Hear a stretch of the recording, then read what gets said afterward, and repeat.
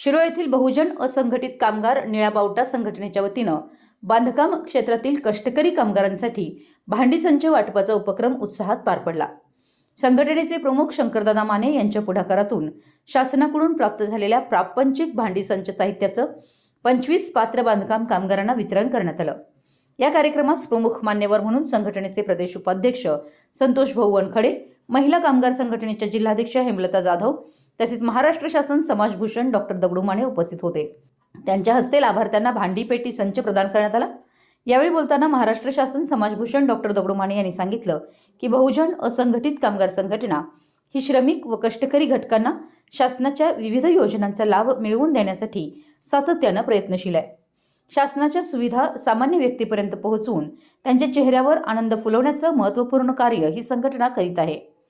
समाजातील दुर्बल व गरजू कुटुंबांना आधार देण्यासाठी अशा उपक्रमांची नितांत आवश्यकता असल्याचं त्यांनी नमूद केलं। संघटनेचे प्रदेश उपाध्यक्ष संतोष भाऊ वनखडे यांनी आपल्या मनोगतात सांगितलं की असंघटित कामगारांच्या सर्वांगीण कल्याणासाठी संघटना विविध सामाजिक आणि कल्याणकारी उपक्रम राबवत आहे। भविष्यातही शासनाच्या योजनांचा अधिकाधिक लाभ कामगारांपर्यंत पोहोचवण्यासाठी प्रयत्न करण्यात येणार असून श्रमिक घटकांनी संघटनेशी संपर्क साधून योजनांचा लाभ घ्यावा आणि आपल्या कुटुंबाचा उत्कर्ष साधावा असं आवाहन त्यांनी केलं।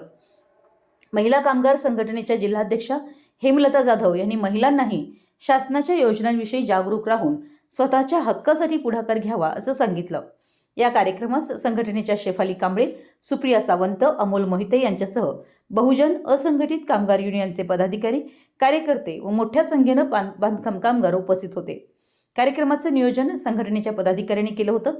लाभार्थ्यांच्या चेहऱ्यावर समाधान आणि आनंद दिसून येत होता। या उपक्रमामुळे गरजू कामगार कुटुंबांना घरगुती वापरासाठी आवश्यक साहित्य मिळाल्यानं त्यांना मोठा दिलासा मिळाला।